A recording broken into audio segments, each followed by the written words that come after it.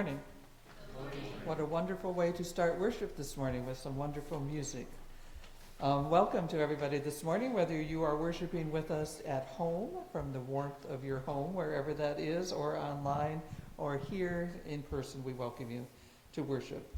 A couple of announcements this morning. Wednesday, there are 2 meetings. If you're part of that, Worship Collaborative meeting will be at 6 o'clock, and then the Leadership Board will follow that at 7. So if you're part of those, make sure those are on your calendars. Anybody else have any announcements? All right, seeing none, shall we join our voices together with "Surely the presence of the Lord is in this place," and stand if you are able.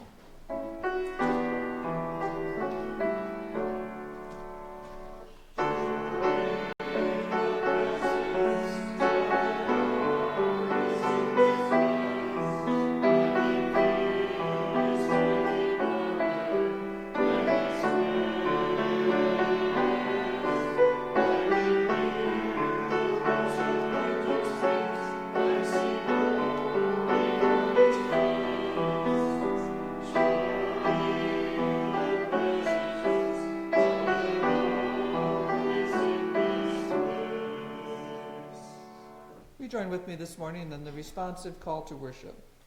Come, let us follow Jesus to the edge of the Jordan River to be baptized.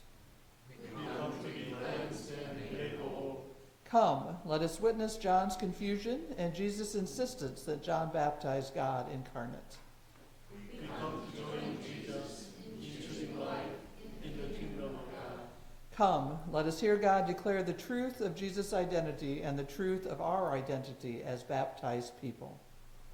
We come to remember and embody who we are as beloved children of God.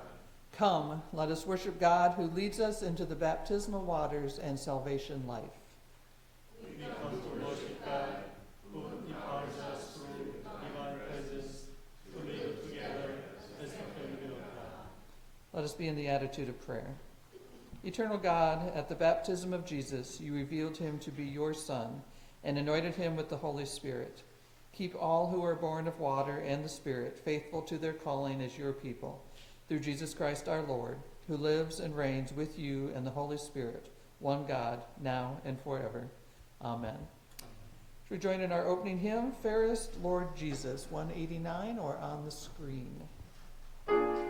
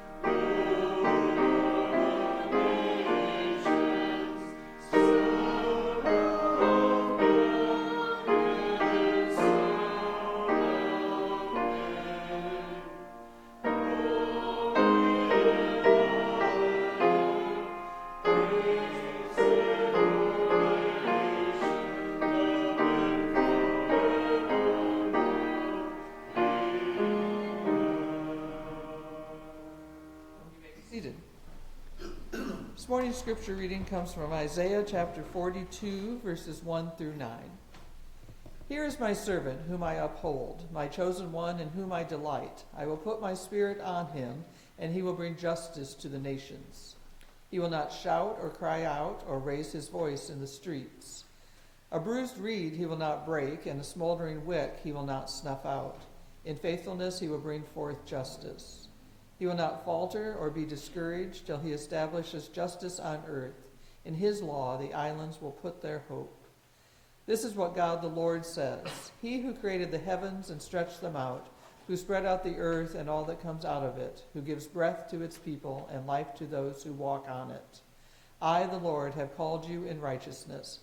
I will take hold of your hand. I will keep you and will make you to be a covenant for the people and a light for the Gentiles, to open eyes that are blind, to free captives from prison, and to release from the dungeon those who sit in darkness. I am the Lord, that is my name. I will not give my glory to another or my praise to idols. See, the former things have taken place, and new things I declare. Before they spring into being, I announce them to you. May the Lord add his blessing to the reading of his holy word. Good morning. Yeah, good to see you, all of you. Today outside is snowy. The road condition was not good. It's great to be here together to worship God and to share our fellowship among us. This is the sharing time. Do you have any joy and concerns and prayers?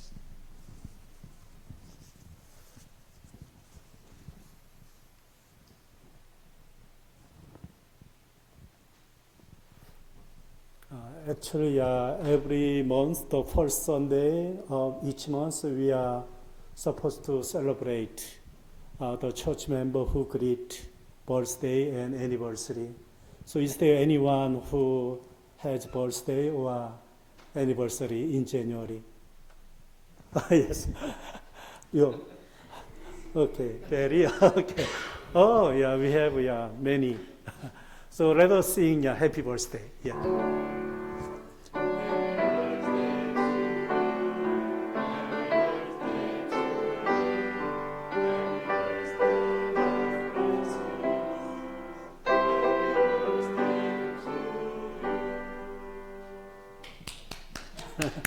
Happy birthday to everyone. Yeah. So I wish today when you go back, so safe drive. So let us pray together. Lord of hope and light, in the darkness of our world, you offer the light of courage and love. Today, as we celebrate the baptism of the Lord, we remember Jesus chose to identify with us, to dwell with us, to guide us into righteousness with God and each other.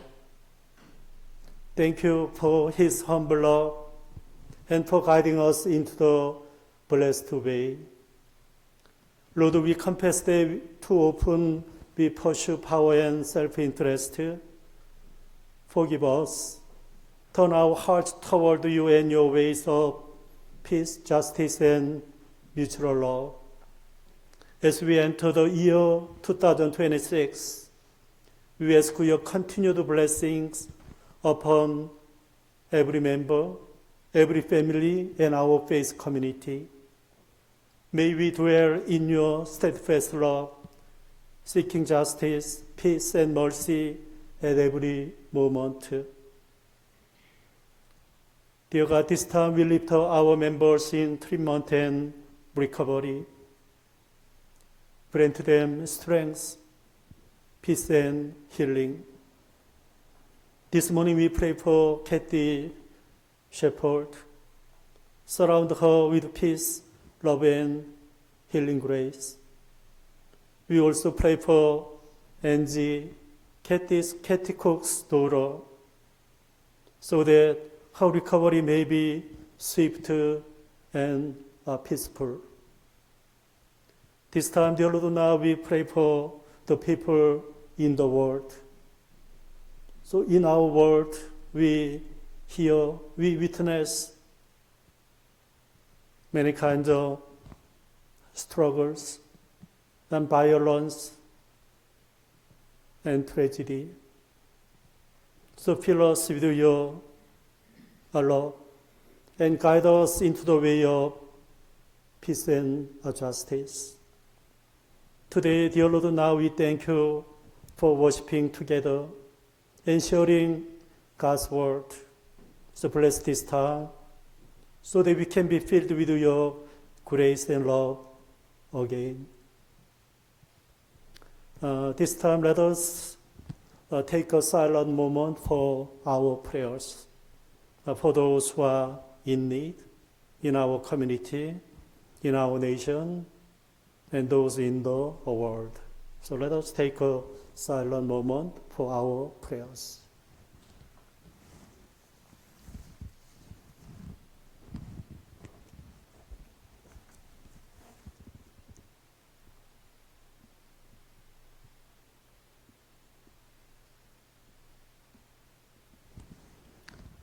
Let us pray with the Lord's Prayer.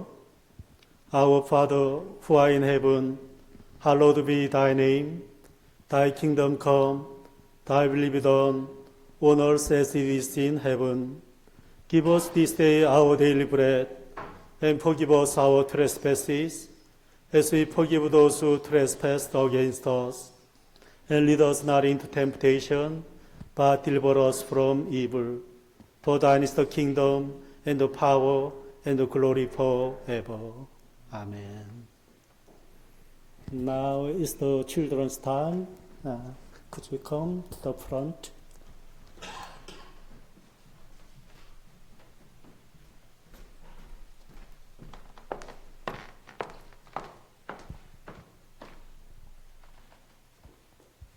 What'd you do with the rest of them? Okay. Shoo, they're okay though, right? Okay, good. Well, will you tell them that I missed them today? Okay, thank you. All right, so have you been paying attention lately? Like a couple weeks ago, we celebrated a big thing. Do you remember what we celebrated a couple weeks ago? Big thing. Celebrated a person, a baby named? Jesus. Okay, easy question. So we celebrated that a couple weeks ago. Then not yesterday, maybe yesterday. Maybe you were still celebrating it yesterday. Last week we talked about then this baby was getting older, and then there was some visitors. The baby had some visitors. Maybe you've heard of these visitors before. They were three wise men, three magi, three kings. But he was still a little guy at that point. This week, if you're listening to the story this week, all of a sudden, Jesus is a man. We skipped a few chapters. We're not sure what happened. But we're going to do a little preview of the story. Do you know who John the Baptist is? Have you heard about John the Baptist? Okay. What do you know about John the Baptist? He eats locusts and honey. That is, yeah, and does he wear spiffy things like you have on today? No, because they don't exist. True. Right, true. I think he wore like fur thing. He was an interesting fellow. But he had a special job. What was his job? Do you know what his job was? To baptize people. And to get people ready. Get people ready. He's like, you know what, everybody? There's somebody else coming. There's this guy coming. This Messiah is coming. And we need to be ready. And if you look at yourselves, are you really making the right choices about what's going on in life? Are you ready for somebody that's going to come to say, hey, we're going to do something new? Are you ready? And he's trying to tell them about this and get them ready. So he's doing a new thing that's never happened before. He's doing what you said. What was he was the baptizer. He was having people come, and he was preaching to them, he was telling about what was coming, and he was giving them the opportunity to physically go into the water and come up out of the water and say, okay, here is your fresh start. You've been making bad choices. Here's a chance to do new good choices. Okay? So then all of a sudden, somebody else comes along, Do you know who comes along to see John and the people at the river? Now this is today's story.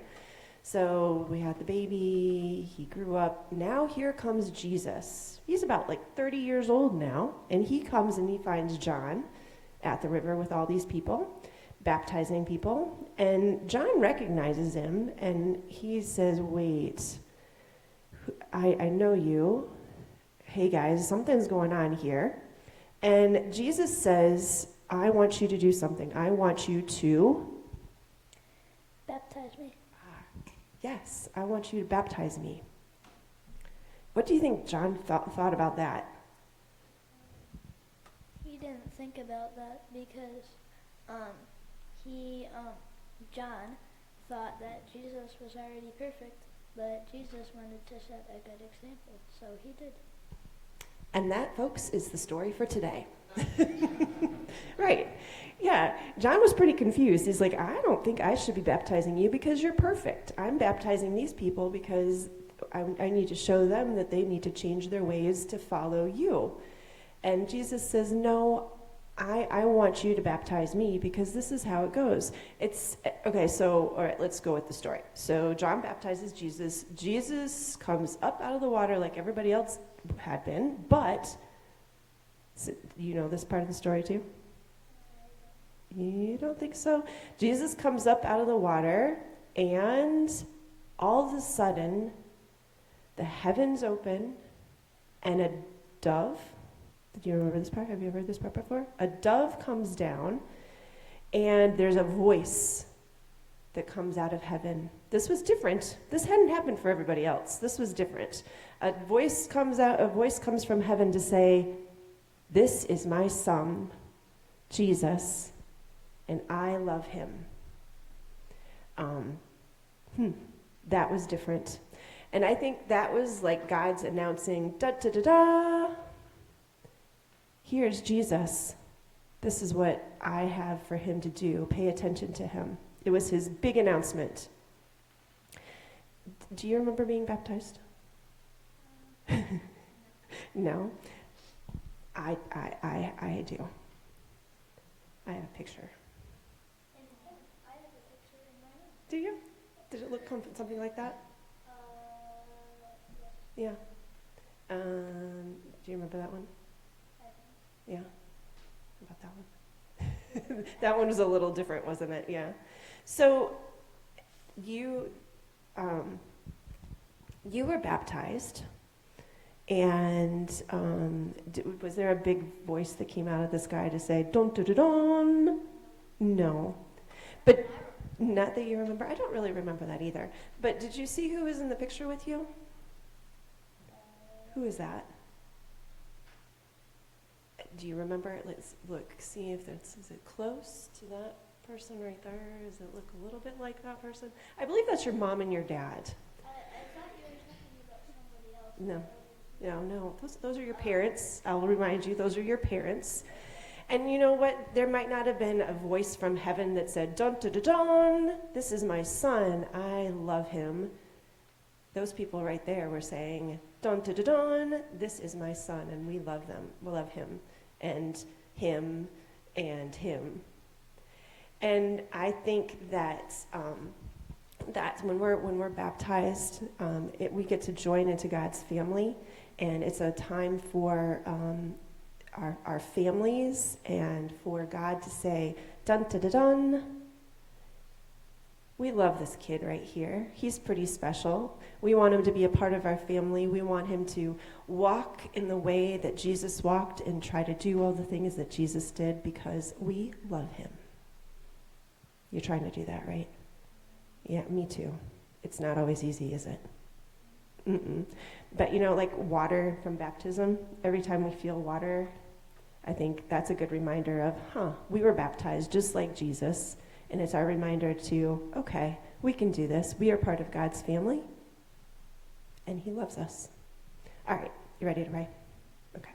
Dear God, thank you for loving us and announcing us as you're part of your family, and for bringing Jesus into the world to be our Savior, and the Spirit that came with him to help lead us and guide us. In your name we pray. Amen.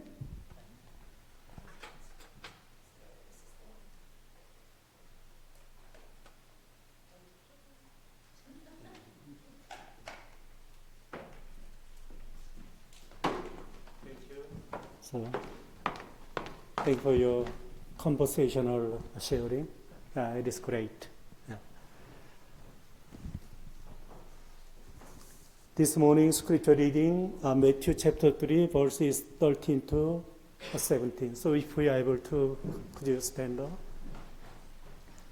Then Jesus came from Galilee to the Jordan to be baptized by John. But John tried to deter him, saying, I need to be baptized by you, and do you come to me? Jesus replied, Let be so now. It is proper for us to do this, to fulfill all righteousness. Then John consented. As soon as Jesus was baptized, he went up out of the water. At that moment, heaven was opened, and he saw the Spirit of God descending like a dove and lightning on him. And a voice from heaven said, This is my Son, whom I love. With him I am well pleased. This is the word of God for the people of God. Please be seated. This time we'll sing Wash Over Our Sons and Daughters. So, Dennis, could you play when he...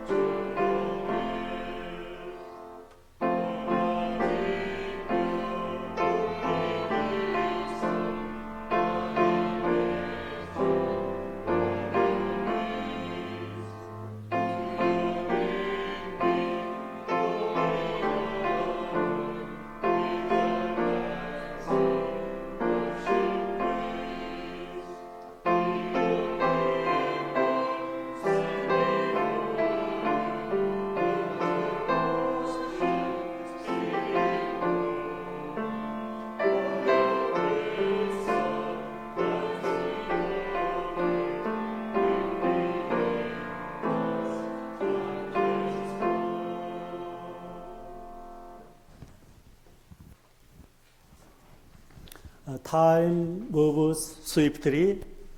We are already on the second Sunday of 2026 as we enter the year of the red horse. Do you remember? This year, red horse. So I pray for health and vitality in body, mind, and spirit.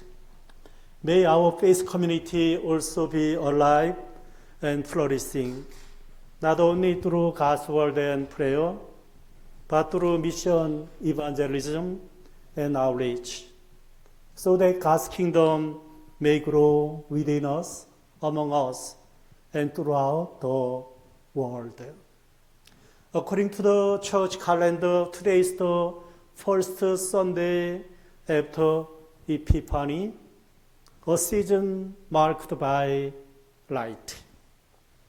Today also commemorates the baptism of the Lord, which bridges the season of Epiphany and the season of Lent. So the season of Lent comes soon in February. It is true that the Christian calendar moves quickly from the infant Jesus and to the adult Jesus. In the Bible, only we know one episode about the boy Jesus. Yet one truth remains unchanged. Jesus is the light of life, our good and faithful friend, and our Savior. It is a striking fact that while only two of the Gospels, Matthew and Luke, begin with stories about Jesus' birth, all four Gospels introduce the narrative of his ministry with an account of John the Baptist. John the Baptist's call to righteous living was so powerful that it moved the Israelites, and it continues to influence us today. Like the prophets of old, he warned Israel of God's judgment and called all to repentance. As John the Baptist proclaimed in the wilderness of Judea, repent, for the kingdom of God is near. Crowds from Jerusalem, all Judea, and the Jordan region came to him, confessed their sins, and were baptized in the Jordan River. Every time we think of baptism, we are reminded of water, which cleanses, refreshes, and renews us. Yet, baptism is not solely about being cleansed from sin, even though there is a significant part of it. Baptism is about entering into new life personally and being initiated into a community, the family of God, communally. So do you see the water? So water reminds us the refreshing and cleansing and renewing.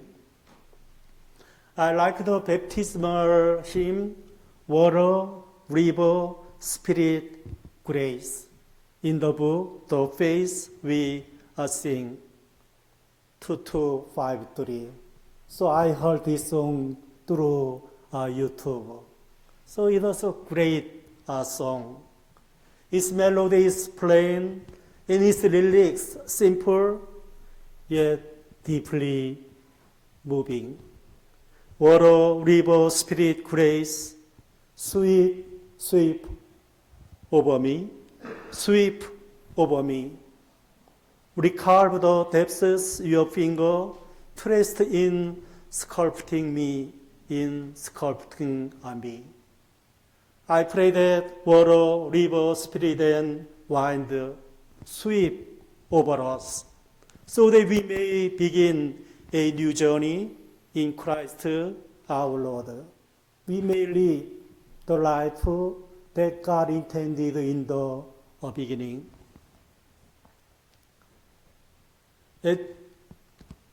As John the Baptist called people to the Jordan River for the baptism of repentance, countless individuals responded and were baptized there. It was truly a powerful and gracious moment for them. Yet, when Jesus stepped down into the river, John was taken aback. John was shocked.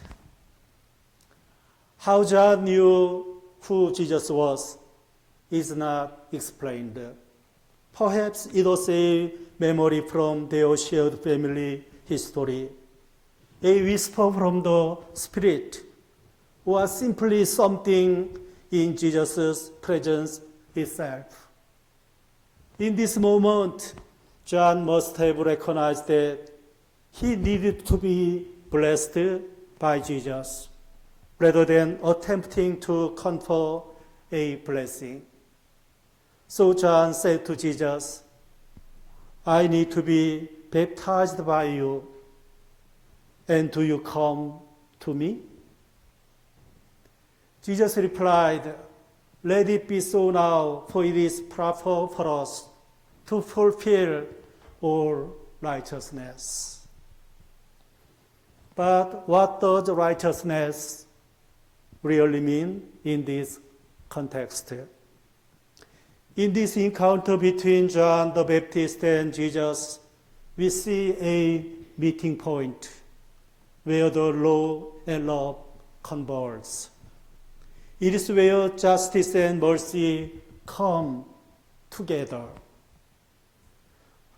Ultimately, the demands of the law will be fulfilled through love, right? So the law will be fulfilled in love.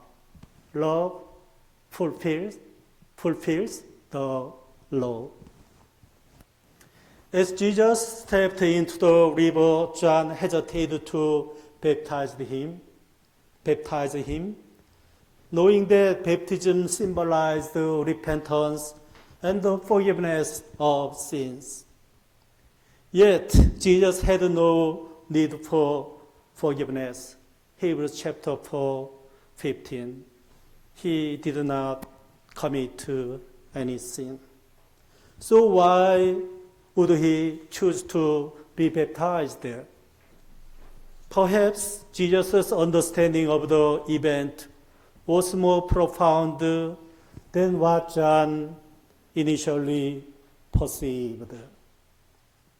Maybe John and many of us think of repentance as turning away. When we repent, we turn away from our sins and from a life shaped by them. We feel sorrow for what has happened, regret for what we have done, and we pledge not to repeat those behaviors. This is the way we usually understand repentance. The discipleship ministry team offers a powerful reflection. What if Jesus saw repentance not as a turning away, but a turning toward? What if his gesture was one of inclusion, acceptance, and entrance? This insight encourages us to understand Jesus' baptism not just as turning away from what we have done wrong, but as a turning point, God's original design, and the fulfillment of what He longs for us. That Jesus joined the multitude in baptism at the Jordan was no ordinary moment. It marked the powerful beginning of the ministry He was about to unleash. a bold sign that something extraordinary was breaking into the world. This something new was nothing less than the kingdom of God, a new way of living in community. How blessed we are to share life together in community, to live in the kingdom of God. Looking over what the Bible declares, I recognize how precious and faithful God is in His promise to be with us always.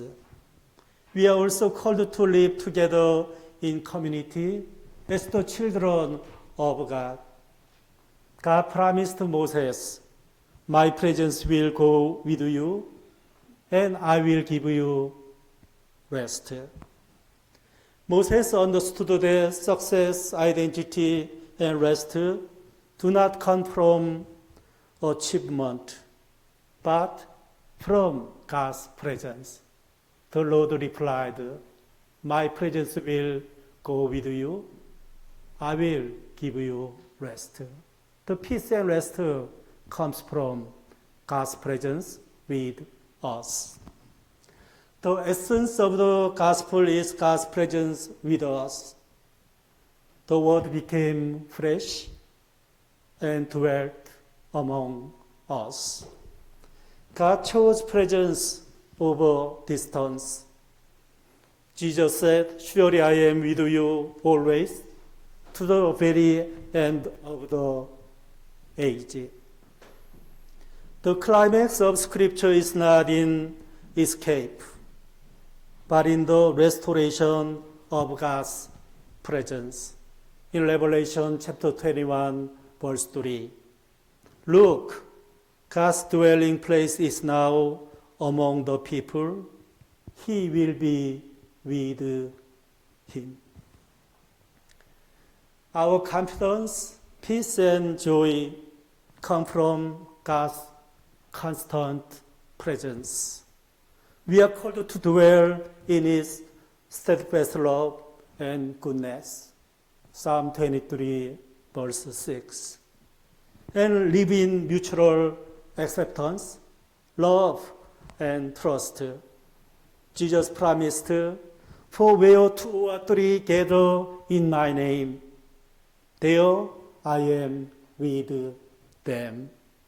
Paul urges us to live together in mutual love. Rejoice with those who rejoice. Mourn with those who mourn. So we are supposed to live together, supporting one another. As Jesus said, it is proper for us to do this to fulfill all righteousness. Righteousness refers to being faithful to relationships. We cannot be righteous on our own. We are righteous with God. We are righteous with one another. Righteousness then implies a relationship. Baptism in the United Methodist Church requires the presence of the community. Baptism is a communal act, usually part of worship, with family and community present, right? So when someone is baptized, families and friends, all supporters are there to celebrate, to welcome the person into the family of God. It marks entry into the fellowship of believers. Once baptized, you are never alone. Always part of a supportive family. You become part of something greater than yourself. You become a precious part of God's family. That is a worshiping and loving community. As Jesus came up out of the water, the heavens opened. The Holy Spirit descended upon him like a dove. And a voice from heaven spoke, "This is my Son whom I love. With him I am well pleased."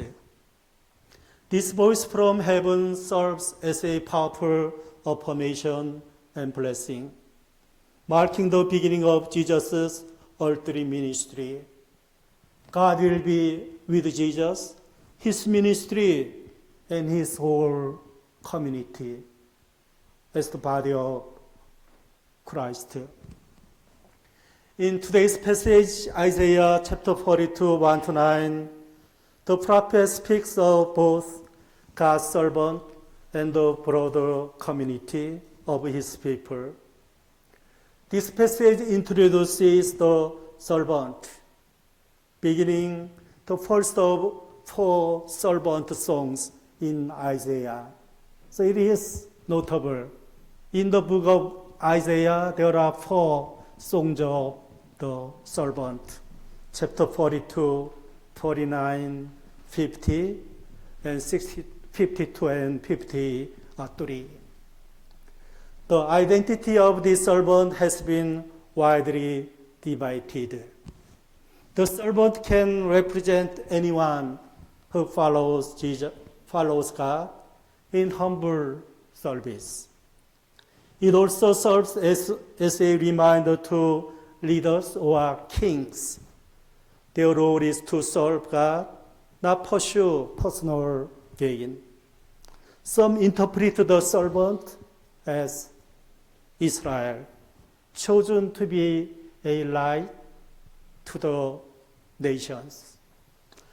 Ultimately, it points to Jesus as the Messiah, the embodiment of peace and justice.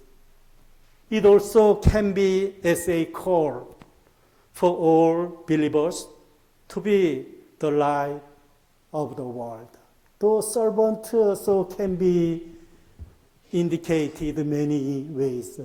I think that is the glory of the Bible. So we can interpret the Bible in many deep ways.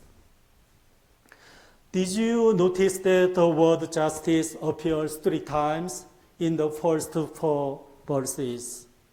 That seems pretty important, especially when we read that we or he or someone will not faint or crushed until he has established justice on the earth.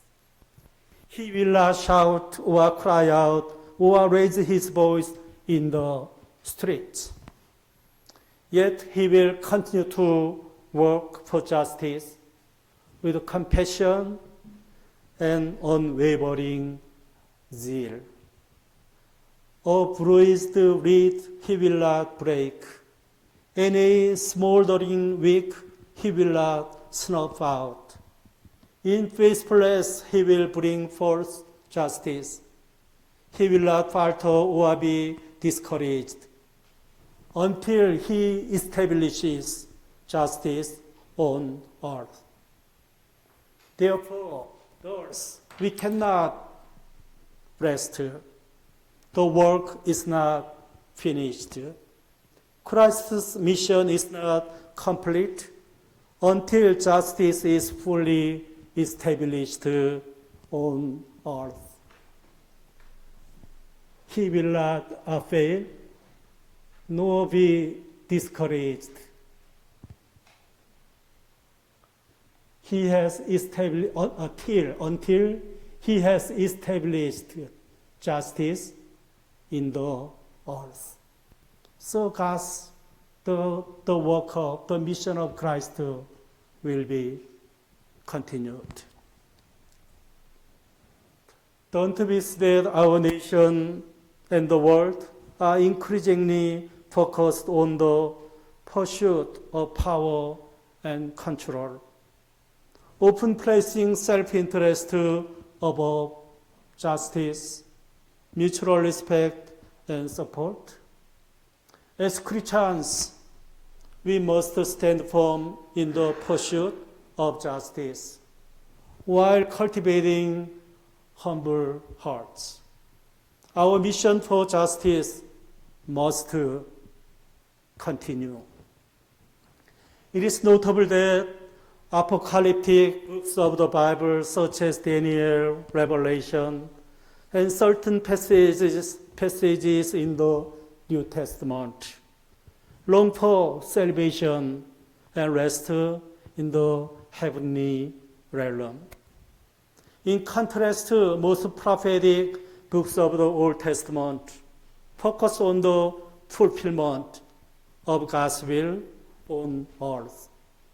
As it is in heaven, on earth as it is in heaven. Thus we are called to pursue both, not just one. Salvation of the soul and peace and justice within the community. What defines justice? This passage offers us a glimpse. As servants, we are all called to be a covenant for the people and a light to the world. So Isaiah 42:7, Matthew 5. Through justice, we open the eyes of the blind, free captives from prison, and release those who sit in darkness, both literally and metaphorically. As we commemorate the baptism of our Lord Jesus, let us reflect on baptism, not only as a turning away from sin, but also as a turning toward the life God intended from the beginning. A life He still longs for us to embrace today. Jesus understood baptism as the means to fulfill God's righteousness, and He participated in it. In doing so, Jesus began His ministry identifying with us and choosing to be with us. I believe that this is the power of presence. In our own life journeys, may we humbly walk with God, abiding in His steadfast love and goodness. Let us also continue working alongside one another, offering mutual love, support, and kindness, while striving for peace, justice, and holiness in our communities and in the world. Dear friends, Jesus was baptized in the Jordan River to fulfill God's righteousness, identify with us, and save us from all sin and its consequences. His baptism also showed us the way to embrace God's desire for reconciliation with Him and with each other. As we remember Jesus' baptism, let us reflect on its deeper meaning. The call to live with righteousness in both heart and action. Power is often viewed as control, but Christ teaches that true strength comes from being with God and one another. Let us remain strong in the face of injustice, holding on to compassion and trusting that righteousness unfolds gradually. May God's presence in and through Jesus Christ guide us toward justice, peace, and love. So all God's people say, Amen.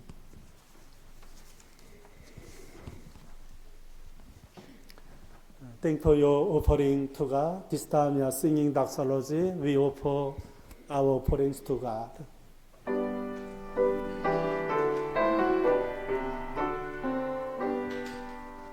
내가 부르는 blessings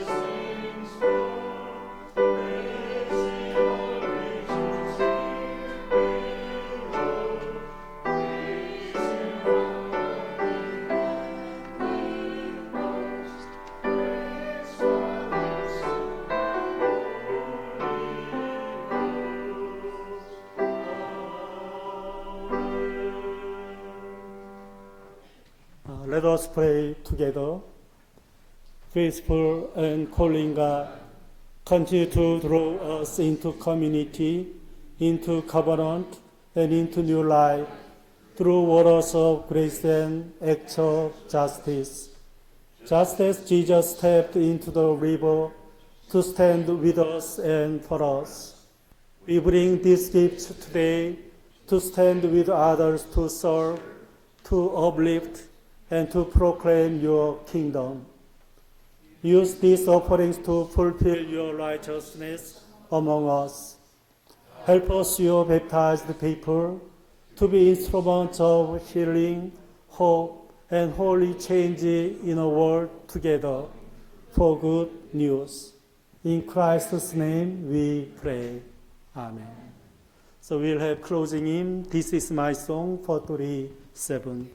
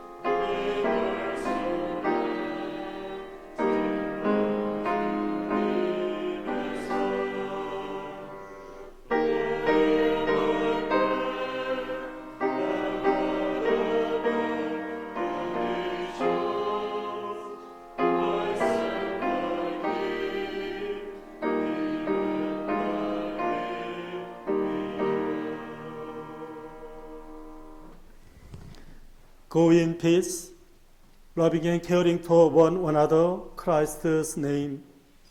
May God's Spirit, which filled John and Jesus, fill your hearts and minds.